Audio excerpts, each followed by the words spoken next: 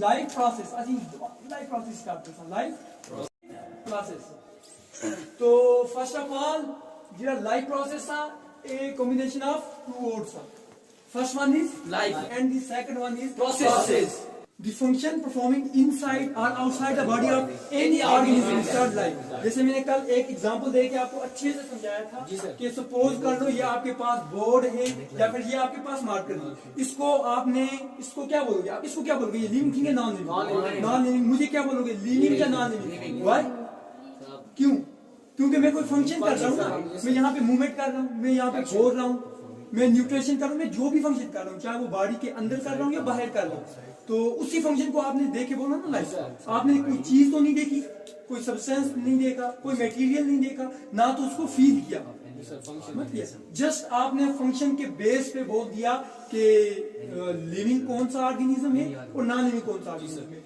जैसे मैंने ये बताया बोर्ड का इसको अगर मैं कोई भी एक्सटर्नल फोर्स अप्लाई न करूं जैसा है ये क़यामत तक वैसा ही रहेगा तो इसी बेस पे हमने इसको क्या बोला this is non living thing तो अब यहाँ पे जो हमारा टॉपिक है वो क्या है लाइफ प्रोसेस बोले तो निजाम तो अब लाइफ बोले तो फंक्शन तो उसमें हमने देखा फंक्शन बॉडी के बाहर भी थे अंदर भी थे तो अब यहाँ पे क्या देखना है हमने निजाम वो वाले फंक्शन जिसपे लाइफ डिपेंड है जिसके बिना लाइफ नहीं चलेगी तो वो कौन से हैं वो वेरी गुड इंस्पायरेशन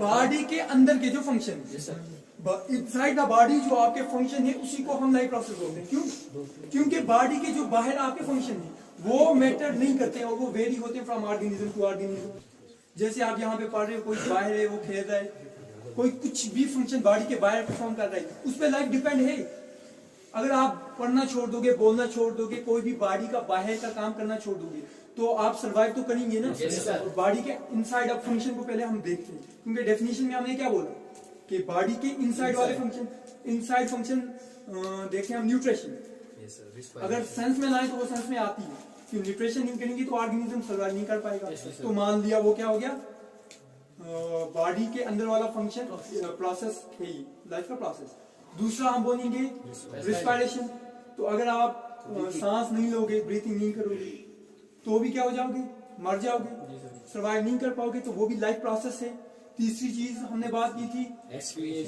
एक्सक्रीशन अगर जो आपकी बॉडी का अनडाइजेस्टेड फूड है वेस्ट प्रोडक्ट वो आप थ्रू आउट नहीं करोगे तो भी क्या हो जाओगे तो भी आप मर जाओगे तो मतलब ये भी लाइफ का प्रोसेस है उसके बाद हमने बात की थी ग्रोथ की तो ग्रोथ में हमने देखा अगर ग्रोथ कोई ऑर्गेनिज्म नहीं करता है तो कोई फर्क नहीं पड़ता है लेकिन ये जो ग्रोथ है ये नेचुरल प्रोसेस है ये किसी के हाथ में तो नहीं है ना ये बच्चा पैदा हो गया वो बूढ़ा होते तक जब तक वो मर नहीं जाता तब तक वो उसकी ग्रोथ कंटिन्यूसली चलती है नेचुरल प्रोसेस से तो ये भी तो है ना लाइफ प्रोसेस अब एक पॉइंट और था हमारे पास रिप्रोडक्शन तो रिप्रोडक्शन में हमारे सेंस में ये चीज आई थी कि अगर कोई ऑर्गेनिज्म रिप्रोडक्शन नहीं करता है तो वो मर नहीं जाएगा मतलब लाइफ इस पे डिपेंड नहीं है लेकिन फिर भी इसको लाइफ प्रोसेस में सबसे विटल कहा जाता है क्यों अगर सब छोड़ दें तो वेरी गुड क्योंकि अगर मैं आप या 10 20 या 100 या 200 ऑर्गेनिज्म मान लेके हमने रिप्रोडक्शन नहीं करनी है तो कोई भी फर्क नहीं अगर दुनिया के हर एक organism micro organism plant animal सब मिलके बोल दें कि हमने रिप्रोडक्शन नहीं करनी है तो इन्ना लिल्लाहि व इन्ना इलैहि राजिऊन सब एक टाइम मर जाएंगे बचा क्या कुछ भी नहीं दुनिया में कोई लाइफ ही एग्जिस्ट नहीं करेगी इसलिए सबसे विटल कहा जाता है तो ये 5 के 5 है लाइफ प्रोसेस या नहीं वेरी गुड तो अगर मान लो क्वेश्चन आ गया define life process what is life process and name the function of life process तो क्या बोलोगे क्या लिखोगे लिख लो किसी को स्पेलिंग अगर समझ में नहीं आएगा मुझे पूछ लेना देख लो जो नए आएंगे वो ये देख लो अच्छे से जो हमारा चैप्टर है लाइफ प्रोसेस ये आपको मैंने समझा दिया अच्छे से अब इसको अगर आपने क्वेश्चन बनाना है जो एग्जाम में लिखोगे वो कैसे बनाओगे तो वही अपनी वर्डिंग में the function performing inside the body of any organism कोई भी ऑर्गेनिज्म बॉडी के अंदर कोई फंक्शन परफॉर्म करते हैं उसको हम क्या बोलते हैं अब वो फंक्शन क्या है वो आप ऐसे भी लिख सकते हो दैट इज भी लिख सकते हो फॉर एग्जांपल भी लिख सकते हो या लिख सकते हो the function performing inside the body are जैसे भी लिख सकते हैं, वो ज्यादा बेटर रहेगा। तो दैट इज मैंने अभी यहाँ पे लिखी, आप जो मर्जी लिखो। वो कौन कौन से हैं? तो ठीक हो गया। देखो चैप्टर तो है खत्म। हाँ तो बस चैप्टर अकेला लाइव क्लास सही है ना, लाइव क्लास। अब आप न्यूट्रिशन चल रहा है, इसी टाइप पर। न्यूट्रिशन को पढ़ना है, न्यूट्रिशन क्या हुआ, अब रेस्पिरेशन को पढ़ना है, एक्सप्रेशन को तो होना चाहिए। अब हम क्या पढ़ेंगे? न्यूट्रिशन। तो अगर आप जा रहे हो सुबह को क्रिकेट खेल रहे हो, तो क्रिकेट खेल रहे हो, शाम को कंटिन्यूसली शाम तक खेल रहे हो बिना कुछ खाए पिए, शाम को आपकी एनर्जी कैसी होगी? ऐसा लगेगा कि आप चल के भी अब नहीं पहुंच सकते, इतनी एनर्जी कम होगी। वैसी चलो अगर उतनी नहीं होगी, वैसी तो नहीं होगी जो सुबह आप खा पी के अच्छे से निकले थे, जैसे उस वक्त थे वैसे शाम तक क्रिकेट खेल के वैसे बचे नहीं बचेंगे। नहीं। तो क्या मसला था? वो आपके जो सेल ने वो हैवी वर्क परफॉर्म किया, उस पे उसको एनर्जी लगी और एनर्जी लॉस हुई, जिस वजह से आपके जो मतलब पहले वाली जो ताकत थी वो वैसी की वैसी नहीं बची। फिर आपने क्या किया? फिर आए, खाया पिया अच्छे से, थोड़ा रेस्ट किया, सुबह को फिर निकल गए, सुबह को फिर वैसी ही एनर्जी आ गई। तो ये क्या लॉजिक था बीच में?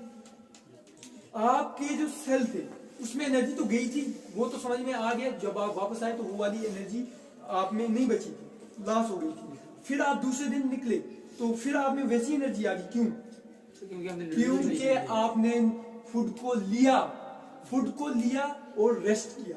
तो फूड को जब आपने खाया तो मतलब ये जो एनर्जी आ रही है वो कहाँ से आ रही है? फूड से आ रही है। अब फूड में ऐसी क्या चीज है जो आपको एनर्जी देती है? Nutrition, minerals, nutrients. क्या है? न्यूट्रेंट्स बोले तो कार्बोहाइड्रेट, फैट्स, विटामिन। ठीक। अब न्यूट्रिएंट्स देते हैं, आप फूड को खाते हो, खाने के बाद डाइजेस्ट करते हो उसको अच्छे से। डाइजेशन जब आपकी होती है, फूड में से वो जो न्यूट्रिएंट्स निकलते हैं वो आपके सेल तक पहुंचते हैं, आपके सेल में वापस वही एनर्जी आ जाती है। तो ये जो फूड को लेना और उसको डाइजेस्ट करना, उसके न्यूट्रिएंट्स लेना, उसी को बोलते हैं न्यूट्रिशन। आगे चलिए। तो न्यूट्रिशन क्या हुआ? The process of intake of food and utilise it is called nutrition. किसी को कोई कंफ्यूजन? देखो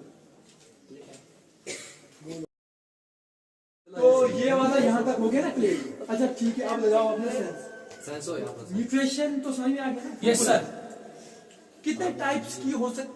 इंग्लिश में मुझे कोई कुछ नहीं,